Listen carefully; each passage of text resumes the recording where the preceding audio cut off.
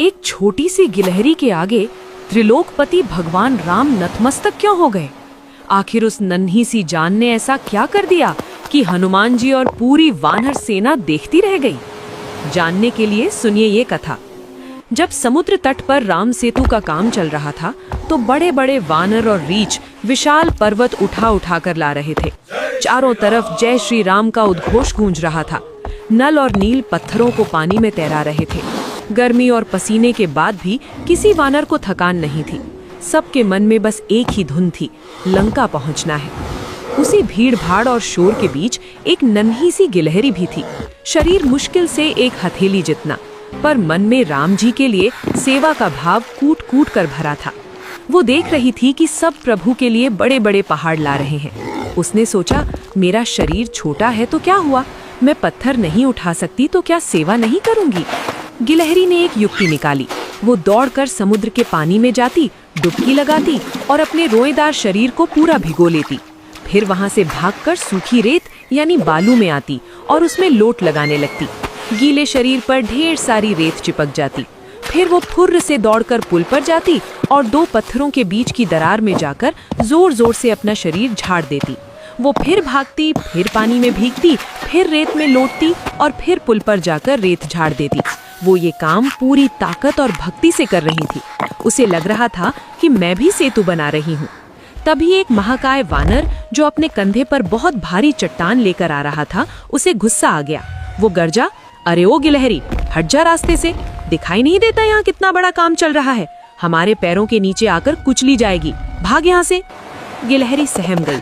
उसने हाथ जोड़कर कहा, वानर भैया, मैं खेल नहीं रही, मैं भी अपने प्रभु श्री राम के लिए सेतु बना रही हूँ।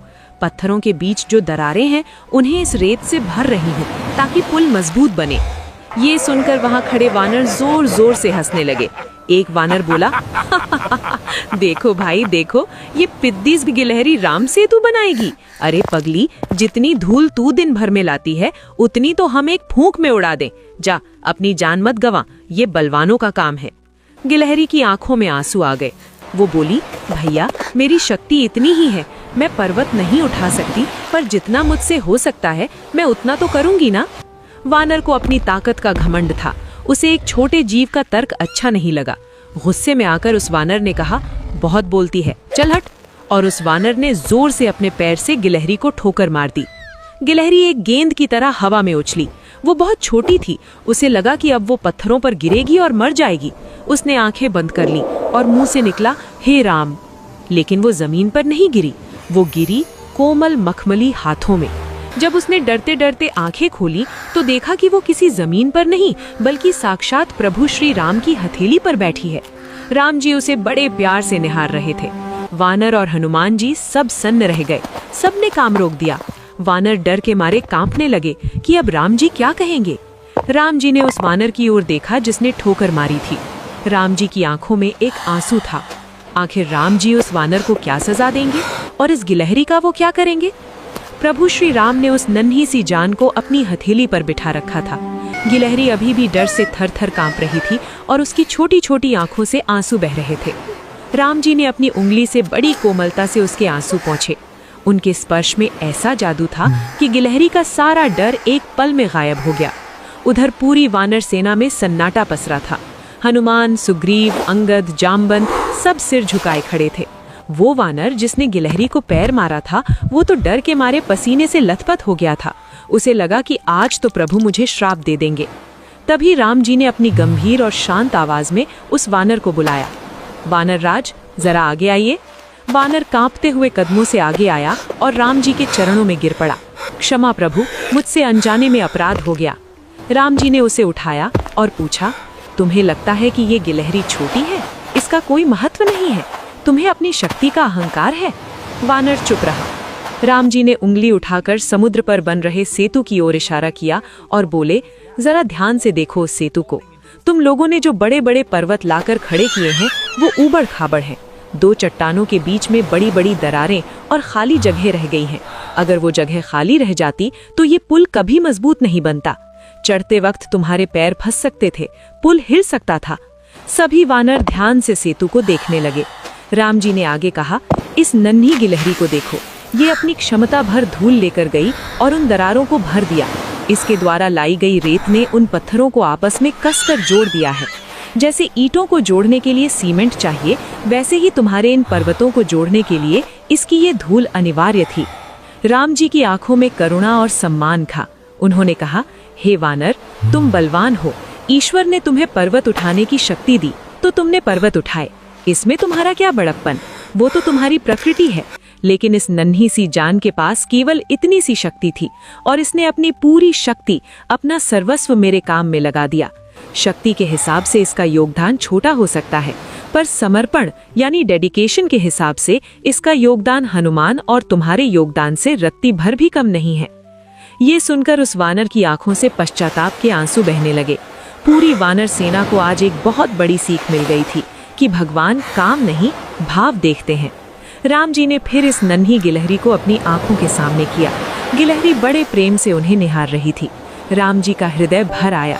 उन्होंने कहा, हे नन्ही गिलहरी, तुम्हारे इस प्रेम ने मुझे ऋणी कर दिया है।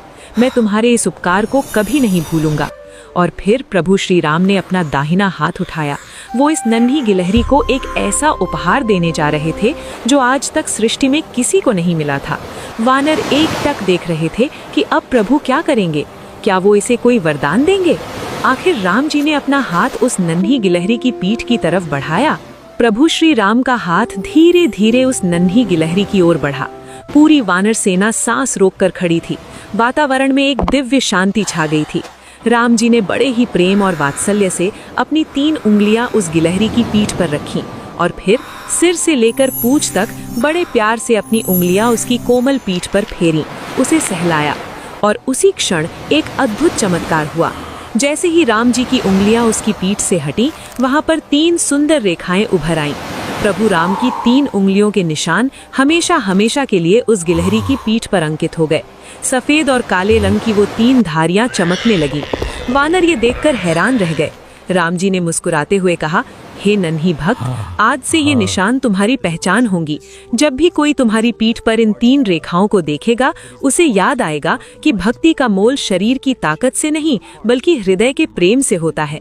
संसार में लोग बड़े कार्यों की प्रशंसा करते हैं, लेकिन मुझे वो प्रयास प्रिय हैं जो पूरी निष्ठा और सर्वस्व अर्पण के साथ किए जाएं।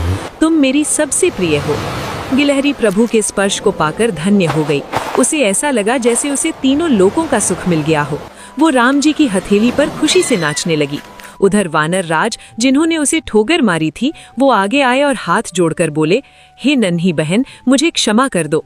आज तुमने मुझे सिखा दिया कि प्रभु के दरबार में कोई छोटा या बड़ा नहीं होता। तुम तो हम सब से महान हो, जिसे स्वयं नारायण ने अपने हाथों से सजाया है। और फिर एक बार जोर से उद्घोष हुआ, बोलिए सियावर रामचंद्र की जय। तो दोस्तों, इसीलिए कहते हैं कि आज भी हम जो गिलहरियों की पीठ पर वो 3 धारियां देखते हैं, वो कोई साधारण निशान नहीं है। वो साक्षात मर्यादा पुरुषोत्तम श्री राम के प्रेम के हस्ताक्षर हैं। ये निशानी है उस अटूट भक्ति की जो उस नन्ही सी जान ने दिखाई थी। अगर राम जी का ये प्रेम और गिलहरी की भक्ति आपको छू गई हो, तो कमेंट में एक बार पूरे भाव से जय श्री राम जरूर लिखें। और ऐसी ही अद्भुत कथाओं के लिए चैनल को सब्सक्राइब कर लें।